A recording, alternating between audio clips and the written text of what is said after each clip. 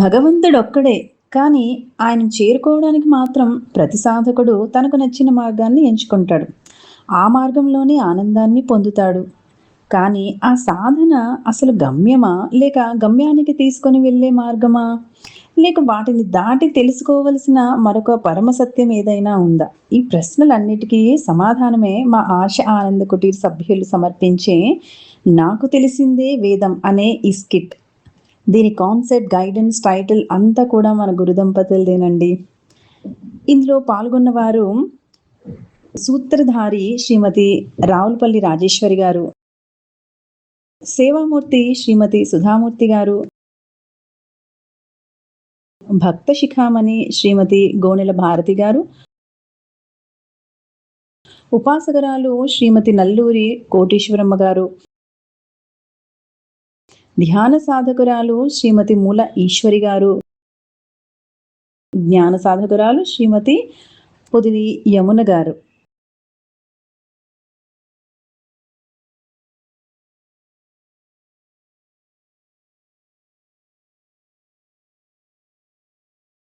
అందరికీ నమస్కారం.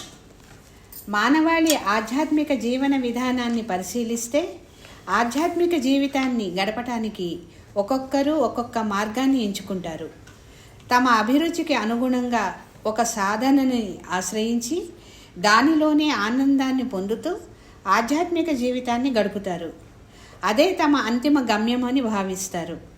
ఆ కంఫర్ట్ జోన్ నుంచి బయటికి రావడానికి ఇష్టపడరు కూడా. అలా వివిధ మార్గాలను ఎంచుకున్న 5 మహిళా సాధకులు, ఒక సేవామూర్తి, ఒక భక్త శిఖామణి, ఒక ఉపాసకురాలు, ఒక ధ్యాన సాధకురాలు, ఒక జ్ఞాన సాధకురాలు. ఆసక్తికరమైన వారి సంభాషణని విందామా? నాకు గుళ్ళు గోపురాల కంటే కూడా మనిషికి సేవ చేయడమే ఇష్టం. మనిషి ముఖంలో కనిపించే ఆ చిరునవ్వు నాకు దేవుడితో సమానం. నా దృష్టిలో ఆకలితో ఉన్నవాడికి పట్టెడు అన్నం పెట్టడం, చదువుకోలేని పిల్లాడికి విద్యను అందించడం, అనారోగ్యంతో బాధపడే వారికి వైద్యం చేయించడం, ఇవన్నీ కూడా నిజమైన పూజలు. మానవ సేవే మాధవ సేవ అని అంటారు కదా. మీ వల్ల మా జీవితం బాగుపడింది అని ఎవరైనా చెప్తే ఆ ఆనందం, ఆ తృప్తి నాకు ఏ పూజలోనూ దొరకదు. గుళ్ళల్లో అభిషేకాలకి, అలంకరణకి లక్షలు ఖర్చు పెడతారు. అదే డబ్బుతోటి ఎంతోమంది పేదవాళ్ళకి కడుపు నింపవచ్చు కదా. ఎదుటివారి కన్నీరు తుడిచినప్పుడు కలిగే ఆత్మతృప్తి కంటే వేరే మోక్షం ఏముంటుంది? సృష్టిలో ప్రతి జీవిలోనూ భగవంతుడు ఉన్నాడని శాస్త్రాలు చెప్తున్నాయి. అలాంటప్పుడు కంటికి కనిపించని దేవునికి పూజ చేసే కంటే మన ముందు ఆకలితో అలమటించే జీవదేవునికి పట్టెడు అన్నం పెట్టడమే నిజమైన పూజ కదా. తద్దినాలు, శ్రాద్ధ కర్మలు అంటారు. అవి నిజంగా పితృదేవతలకు చేరతాయా? నిజానికి వాళ్ళు ఇంకో జన్మ ఎక్కడో ఎత్తే ఉంటారు. మన కళ్ళ ముందు బాధపడుతున్న మనుషులను వదిలిపెట్టి కంటికి కనిపించినవన్నీ పితృలోకాల కోసం ఇంత ఆరాటపడ్డమా? నా వల్ల ఒకరు సంతోషం పడితే అదే నాకు స్వర్గం.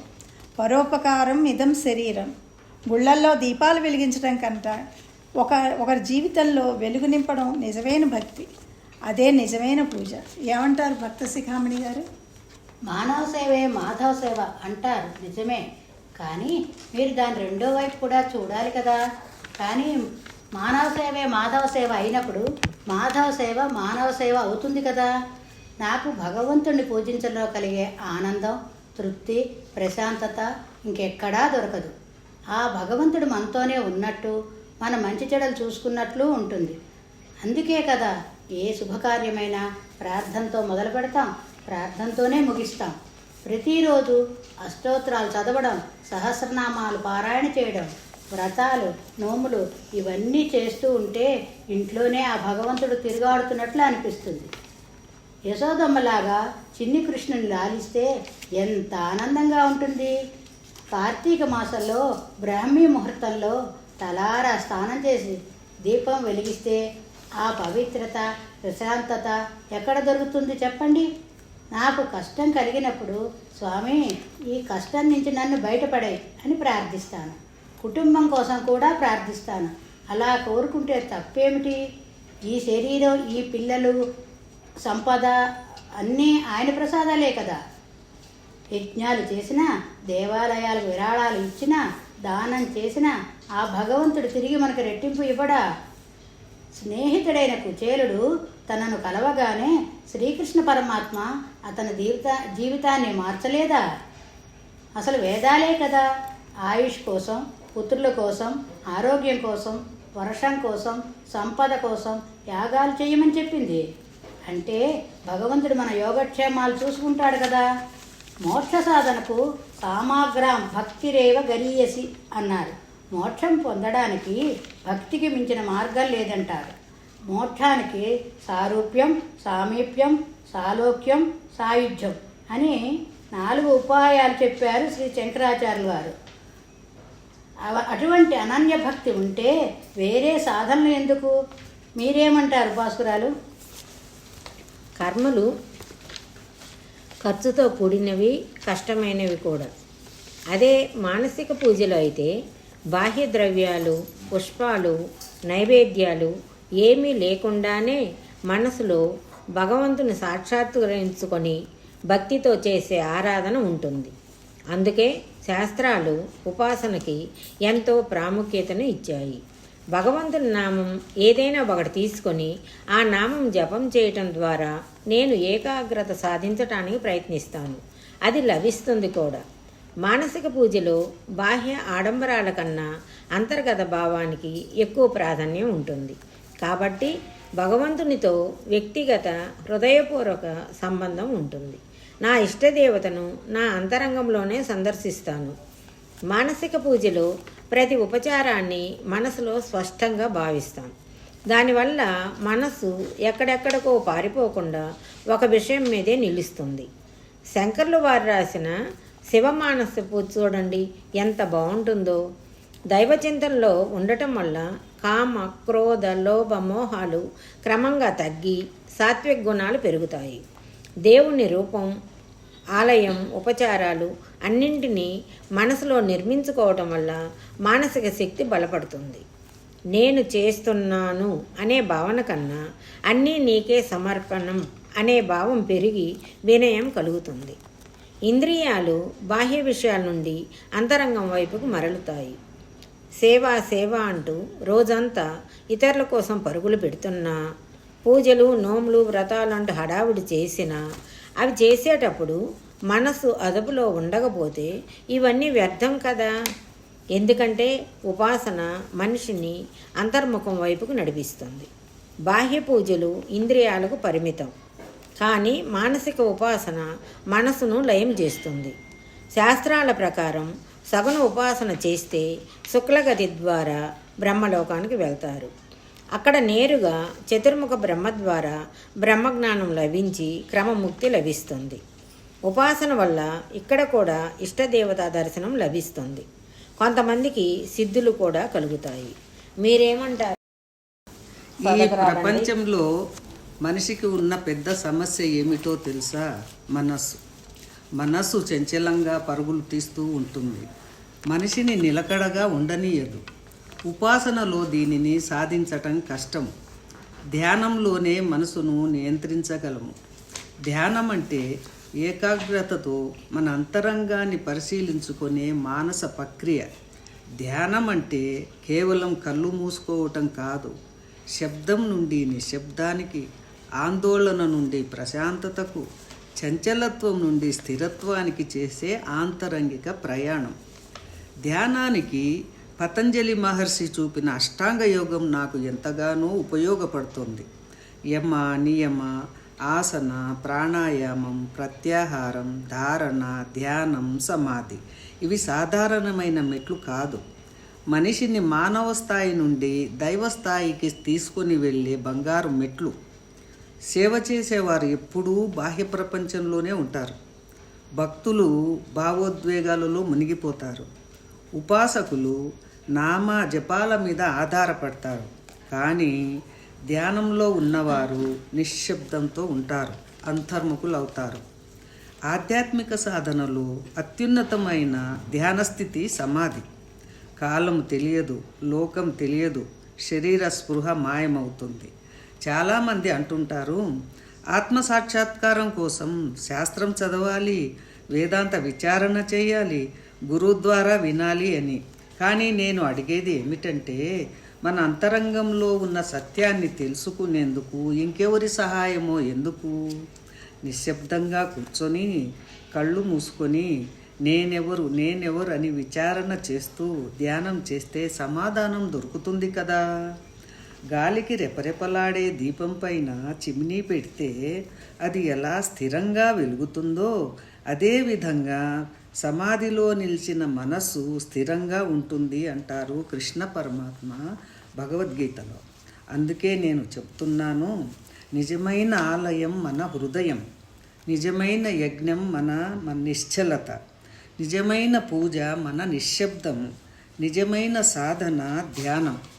మీరేమంటారు జ్ఞాన సాధకురాలు? మీ నలుగురు సాధకులు కూడా ధ్యాన మార్గంలోకి వచ్చే సూచనలు కనిపిస్తున్నాయి. ఆత్మజ్ఞానం వలననే మోక్షం సాధ్యం. మోక్షం అంటే ఎక్కడికో వెళ్ళడం కాదు, బంధకత్వం నుంచి స్వేచ్ఛ, ఆధారపడటం నుంచి విముక్తి. భగవద్గీత 4వ అధ్యాయం 38వ శ్లోకంలో శ్రీకృష్ణ పరమాత్మ ఇలా అంటారు, నహి జ్ఞానేన సదృశం పవిత్రమిహ విద్యతే. ఈ లోకంలో జ్ఞానానికి సమానమైనది, పవిత్రమైనది మరి ఒకటి లేదు. అందుకే శాస్త్రం జ్ఞానాదేవత కైవల్యం అంటుంది. ఆత్మజ్ఞానం శ్రవణ మనన నిధిధ్యాసన ద్వారా కలుగుతుంది. దీనికోసం శాస్త్ర అధ్యయనం శ్రోత్రియ బ్రహ్మనిష్ఠ అయిన గురు ద్వారానే చేయాలి. నాకు మోక్షం వద్దు. నేను మళ్ళీ మళ్ళీ మనిషిగా పుట్టి తోటి వారికి సాయం చేస్తాను. అదే నాకు మోక్షం. భగవంతుడిని సేవిస్తే మోక్షం రాదా? గజేంద్రుడు మోక్షం రాలేదా? ప్రహ్లాదుడు ముక్తి పొందలేదా? వారేం ఆత్మజ్ఞానం పొందారు. ఉపాసన చేసి బ్రహ్మలోకానికి వెళితే తిరిగి రారు అని శ్రీకృష్ణ పరమాత్మే చెప్పారు. దానికోసం ఆత్మజ్ఞానం ఎందుకు? ఉపాసన చాలు కదా. నేనెవరు అని తెలుసుకోవటానికి గురువెందుకు? శాస్త్రం ఎందుకు? ధ్యానంలో కూర్చొని నేనెవరు అని ప్రశ్నిస్తే ఆత్మ సాక్షాత్కారం అవుతుంది కదా. దీనికి జ్ఞానం అవసరం ఏముంది? మీ ప్రశ్నలకు నా జవాబు ఈ విధంగా విన్నవించుకుంటున్నాను.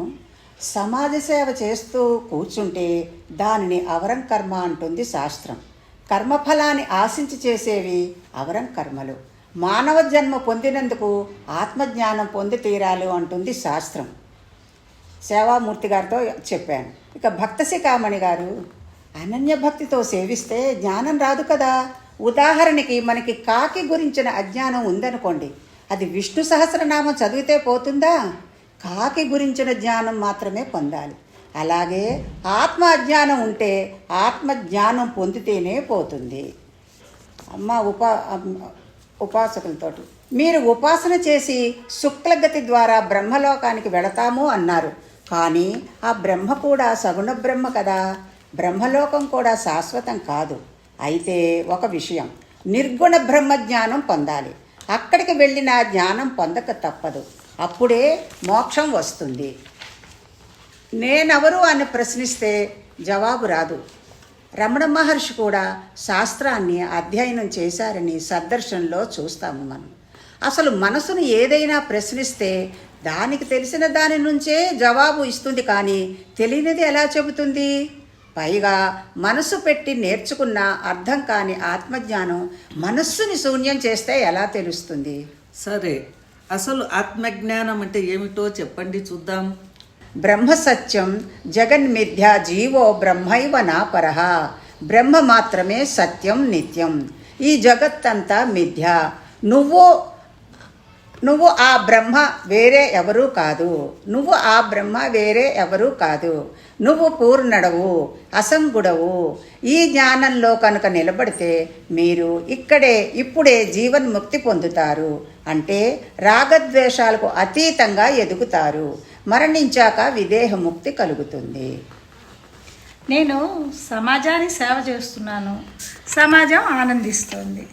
ఈ కంటికి కనబడేదాన్ని మిథ్య అని ఎలా అంటారు? నేనేమిటి, బ్రహ్మ ఏమిటి? అపచారం. ఏదైనా కష్టం కలిగితే ఆ దేవునికి మొరపెట్టుకోవాలి. కానీ నేను దేవుణ్ణే అని అభిషేకం చేయించుకుంటామా? సిగ్గుచేటు. పైగా పునర్జన్మ ఉండదా? నాకు మళ్ళీ మళ్ళీ జన్మించి ఆ కృష్ణ పరమాత్మలో రాసక్రీడలు చేయాలని ఉంది.